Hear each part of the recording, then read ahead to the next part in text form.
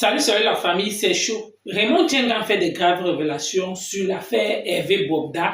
En direct chez Compressor, il dit carrément tout ce qu'on accuse ce monsieur, c'est faux, c'est un problème politique et un problème familial. L'affaire qu'on dit qu'il est malade, là, il ne croit pas à sa maladie, vu que le petit, que c'est un montage, tout ça c'est toujours pour le déstabiliser, pour salir son image. Et que lui-même aussi fait partie des victimes, que lui-même on lui est lynché sur les réseaux sociaux, que Compressor sait comment ça se passe. Et quand on veut te déstabiliser sur les réseaux sociaux, ça donne ce que Hervé Bobda est en train de subir en ce moment. Et il dit que dès qu'on a accusé Hervé Bobda d'avoir la maladie, Hervé Bobda est parti faire ses examens et il a envoyé ça. Lui aussi, il a envoyé ça à Compressor que non, que tout ce qu'on est en train de faire là, il y a beaucoup de choses qui se cachent derrière. C'est un problème d'héritage, c'est un problème d'homme politique. Donc, il y a beaucoup de personnes qui sont derrière sa tête, qu'on veut sa peau. Moi aussi, sort, il dit carrément que Hervé Bobda doit contacter les blogueurs. Pourquoi? Parce que quand tu es un homme politique ou alors tu es un homme d'affaires qui a les moyens, il faudrait que tu sois en relation avec les blogueurs ou alors les blogueuses au cas où on cherche à te déstabiliser. Tu sais au moins puisque tu as le soutien et que ces gens-là viendront blanchir ton image. Donc tout en fait pour un mec tourne toujours autour des intérêts. Quand on parle d'une affaire sérieuse, lui il sort toujours avec l'argent que oh, vous connaissez le live de Zumanto là, vous connaissez combien Zumanto a perçu. En tout cas la famille, on écoute Raymond Tchengan. Tout ce que ces filles ont témoigné, c'est faux, c'est un montage. C'est la partie là que moi-même je m'interroge. En tout cas, écoute. Ce que tu penses. Tu dis ce que tu penses, tout le monde tombe sur toi. Donc, on est obligé de faire dans l'hypocrisie avec eux. Et ce n'est pas une liberté d'être hypocrite. Il n'y a pas la liberté d'expression sur les réseaux. Parce que si moi je veux m'exprimer, j'ai moi mon point de vue à moi. Ça, mais on ne peut pas me laisser m'exprimer. Et pour ça, comme tu es le père, tu es le grand frère, tu n'as pas ta langue dans le ventre, tu dis ce que tu penses, on ne va pas t'enfermer, moi on peut m'enfermer. Donc, nul n'est au-dessus de la loi au Cameroun. Ah oui. C'est ça, non? Ouais. J'ai envie, mon père, que tu nous parles un peu. Qui est Hervé Bobda? J'ai envie de lui dire même. J'ai envie de donner un nom là, mais j'ai peur. Parce qu'il est comme une légende. Non, franchement. Mais sinon, à ma connaissance, je dis bien à ma connaissance, Bobda, c'est un jeune garçon sérieux. Hein? D'accord. C'est mon point de vue parce que je connais monsieur Hervé Bobda parce qu'il est le neveu d'un ami Pas Diamant. C'est le neveu de Pas Diamant. Donc, de temps en temps, je le trouvais Hervé. Il y a un café à Bonapluso, Maison H à Bonapluso. Donc tout le temps, il était toujours là-bas tout le temps et je sympathisais toujours avec lui. Même mon dernier voyage, il fallait que je parte au Gabon. Il a même voulu aller avec moi parce qu'il m'a dit, moi je vais aller un peu au Gabon, parce que j'ai la pression de ma famille depuis que mon papa est mort. Et comme je suis son garçon aîné, il y a un problème tellement grave dans ma propre famille que même mon petit frère, il y a des hommes politiques aussi qui montent ma famille contre moi. Ouais, un peu. Je crois que hier, je t'ai envoyé son carnet de bilan. Son carnet de bilan. Parce que quand un enfant vient de jamais dire grand frère, voilà, on dit partout que j'ai du sida, voilà mon carnet, voilà mon bilan. Et tout. Je crois que je t'ai envoyé ça. Oui, tu m'as envoyé ça. Un acharnement. Et il y a même politique à l'intérieur de cette histoire d'acharnement. Parce qu'on ne peut pas dire, nous sommes dans un pays de droit. Et à ce qui concerne le viol, ne blague pas avec cette histoire. C'est des choses aussi graves que le Cameroun, on ne joue pas avec cette histoire de viol. Moi, je suis un père d'enfants. Je n'ai que des filles. J'ai des filles. Alors, je ne peux pas être au courant que ma fille a été vendue. Moi, en tant que papa, pour mon honneur, qu'est-ce que j'ai fait? La première des choses, j'ai saisi d'abord le procureur de la République. Au cas où je ne veux pas saisir directement le procureur de la République, je peux saisir le commandant d'une brigade, même au quartier, même d'un commissariat de police, pour dire voilà, ma fille me dit voilà, il y a un homme qui m'a. Depuis que cette histoire est dans les réseaux sociaux, quand vous voyez bien, c'est une histoire qui devient même politique parce qu'il y a des choses qui se passent au Cameroun plus graves que ce que Hervé. Parce que vous ne pouvez pas me dire qu'une fille qui se dit elle est mineure, on l'amène dans une chambre, elle sort de cette chambre et puis elle fait la révélation 3 mois ou 4 mois après. Vous dites que cet homme-là m'a violé. Je vais te dire un exemple, regarde un peu. Voilà mon âme. L'arme, c'est pour sa sécurité personnelle. Il n'a pas l'arme pour utiliser cette arme pour influencer. La question qu'il faut poser, pourquoi ces filles-là ont attendu tellement longtemps avant de faire cette révélation? Et deux, depuis que cette histoire est sur les réseaux sociaux, je voudrais que celui qui est sûr que c'est vrai ce qu'on parle, qu'il me montre juste une plainte déposée par un parent ou une plainte déposée par l'une des victimes de ce garçon. Depuis là, mon père, on n'a pas encore porté plainte, jusqu'à preuve de contraire. Parce que le ministère public, s'il n'y a pas une plainte, comment le ministère public va aller s'attaquer à quelqu'un parce que les réseaux sociaux ont dit. J'ai appris qu'on le recherche là. J'ai appris qu'on le recherche. Mais on cherche quelqu'un qui est là depuis, qui fait des photos sur les réseaux sociaux depuis quand? Parce qu'on nous montre les images ici que la gendarmerie était là-bas. Non, tout ce que les gens peuvent prendre les images, nous on ne sait pas. Mais la gendarmerie va aller chez quelqu'un qui est connu. Oui.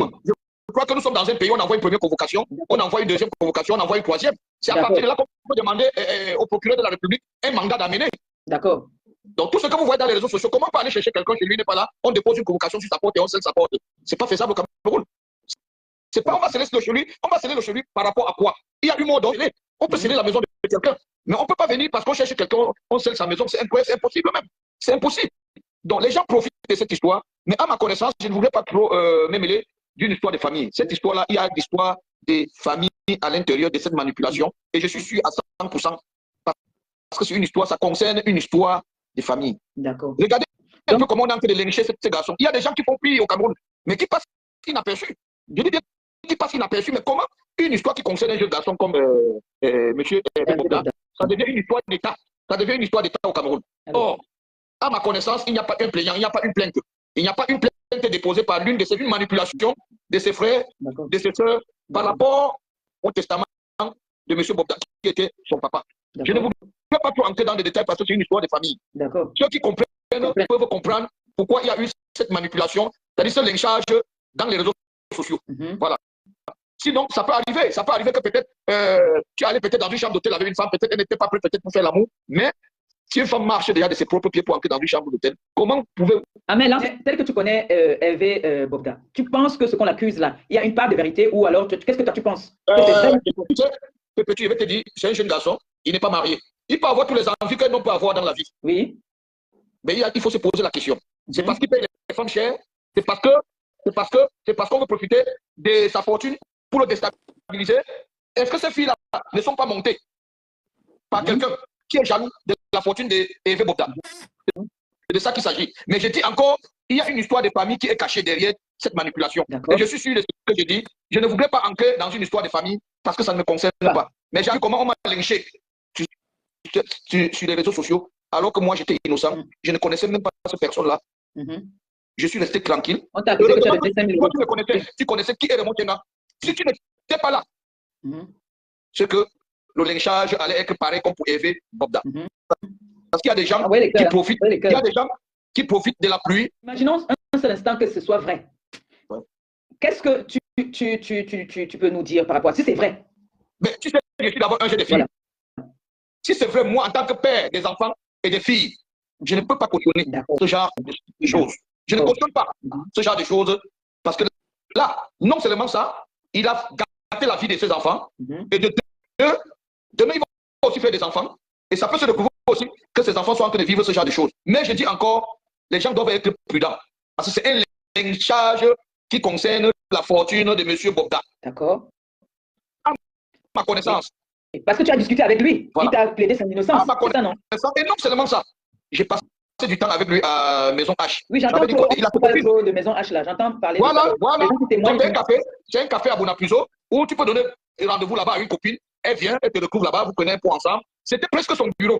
D'accord. C'était presque son bureau. Ok. Donc, mon père, c'est bien de nous éclaircir comme ça. Parce que quand tu allais là-bas à 10h, à 16h, Hervé était toujours assis là-bas. Même quand tu l'appelles, il te donne rendez-vous là-bas. C'était comme son bureau. Alors, ne me dites pas qu'une fille qui doit être au restaurant comme ça, elle entre dans la voiture, elle va chez le monsieur, et le lendemain, il dit qu'il m'a 2 jours après, n'allons même pas jusqu'à 4 mois, disons 2 jours après, une fille qui trouve une chambre, la première chose, c'est quoi? C'est d'aller dans un commissariat. Ou si elle a honte d'aller dans un commissariat, elle se confie à sa maman ou à son papa. Oui. Montrez-moi une seule personne ou un parent parmi ces filles-là, l'une des filles qui a dit cela à ses parents, une plainte déposée par l'un des parents. Il n'y a pas. Il n'y a pas. Tout ce qui se passe là, c'est sur les réseaux sociaux. Tout ce qui se passe.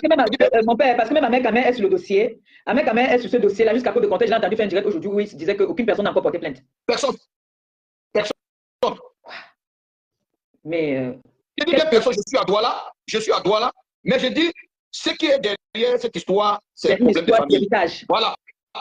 Pour ceux qui comprennent, je ne veux pas entrer dans les détails. Non. Si moi je me suis engagé en acceptant ton direct, c'est pour que les gens comprennent que il faut se méfier parfois quand il faut faire une sortie sur quelqu'un. Parce que Hervé Bobda a déposé une plainte. Contre Nolan Foster. Voilà, il a déposé une plainte. Donc il faut faire très attention. Et c'est la même chose. Si on me sabotait sur les réseaux sociaux, la première chose, j'ai déposé plainte. J'ai déposé plainte.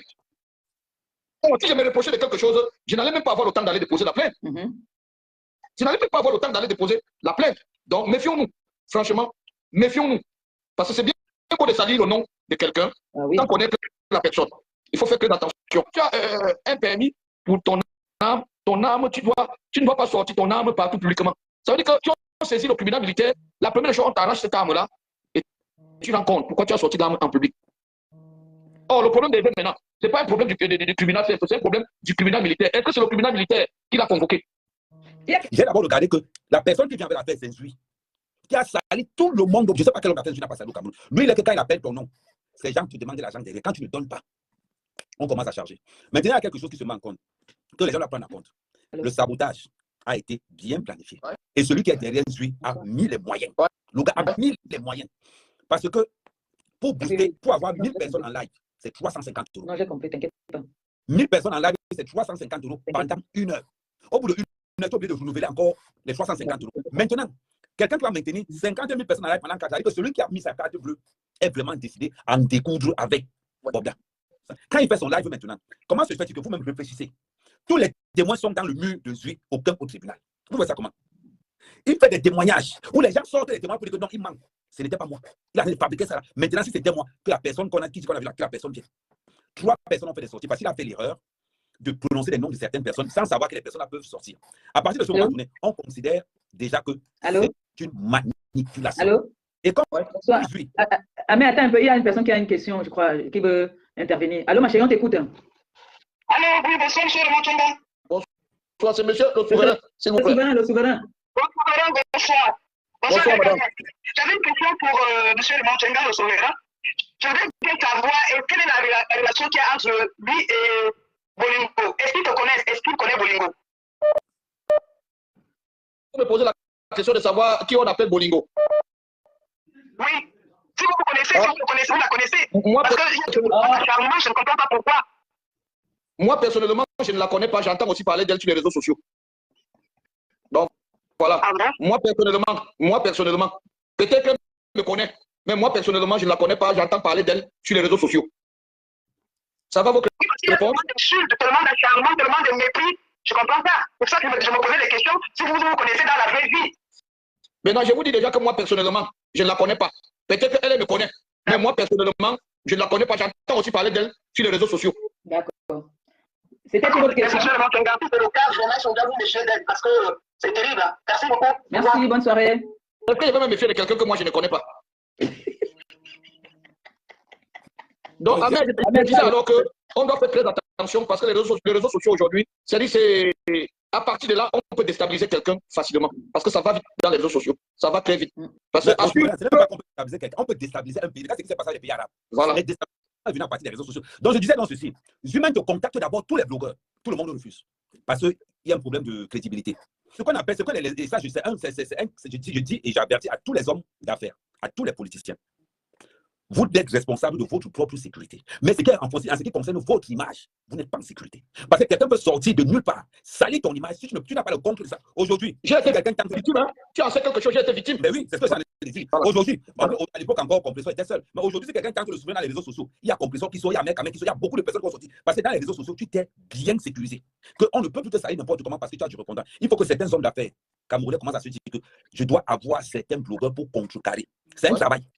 Parce que beaucoup de gens pensent, regarde le travail que je suis en train de mettre. Ce gars a reçu minimum, s'il n'a rien reçu pour salir Bob Gasson, 20 000 euros. S'il n'a rien reçu. Parce que pour mettre une batterie comme ça en place, c'est qu'il y a du monde derrière toi. Maintenant, que les hommes d'affaires et les politiciens au Cameroun doivent se dire une chose. Chaque homme d'affaires, chaque politicien doit avoir au moins 5 blogueurs sur qui compter en cas de question. Avec raison. Là, je suis d'accord. Là. Si Bobda nous avait contacté le premier jour où Zuman a parlé de lui, souverain, c'est que l'affaire n'est pas à ce niveau. C'est que l'affaire n'est pas à ce niveau. C'est qu'on a combattu Zuman à la base.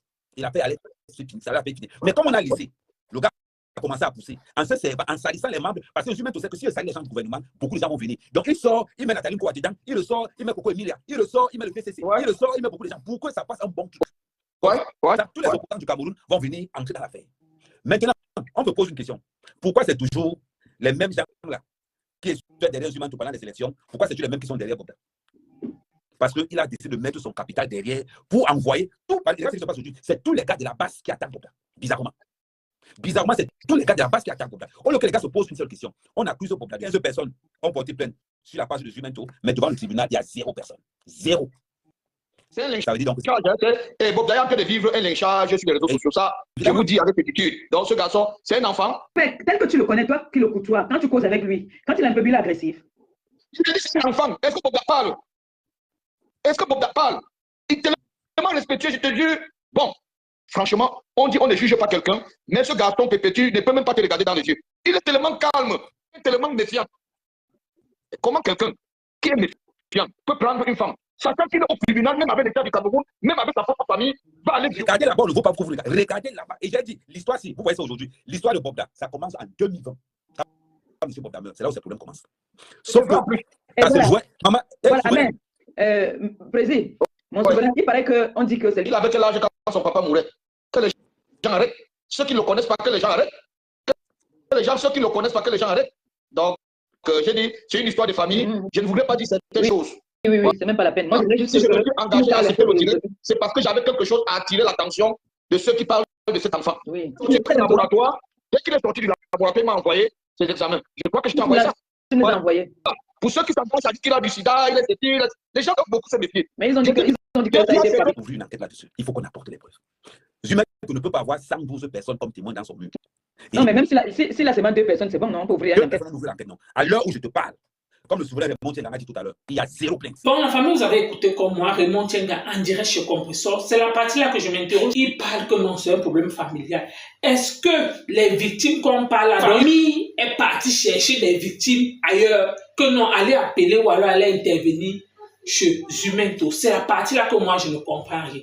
Ou alors, ils sont sortis comme ça là, pour inventer une histoire, ou alors Raymond Tienga cherche aussi seulement à blanchir l'image de son ami, mais on est seulement là, sauf que pourquoi? Parce que cette affaire, on attend la suite. Si c'est vraiment une manipulation, ou alors on cherche seulement à le déstabiliser, pourquoi? Parce qu'il faut se rappeler, quand tu as les moyens, les gens cherchent toujours à te faire couler, les gens cherchent toujours à te faire tomber. Et dans les familles, quand peut-être le père décède que réellement c'est toi le successeur, quand certaines personnes ne veulent pas, ils sont prêts, surtout quand il y a l'argent au milieu, l'argent divise les familles. Si c'est que tout ce qu'on nous dit sur les réseaux sociaux là, c'est un pur montage ou alors c'est un pur sabotage comme Raymond Tienga vient dire. Le mec, en fait, tout pour lui tourne toujours autour des intérêts. Quand vous suivez son récit, vous comprenez vraiment que lui, il s'en fout de ces personnes qui ont témoigné. Lui, il s'en fout des victimes. Pourquoi? Parce que, d'une part, Raymond Tienga a dit, si c'est que il est vraiment coupable de ce qu'on l'accuse,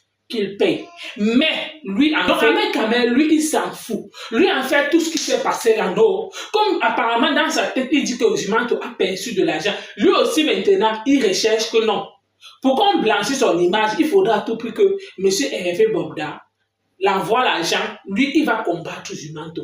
Ou alors, il envoie l'argent peut-être à Compressor, ou alors à Fleur de Lys, ou alors à l'Étoile Chrétienne, ou alors à Veuve Joyeux. Ces gens-là vont venir peut-être blanchir son image.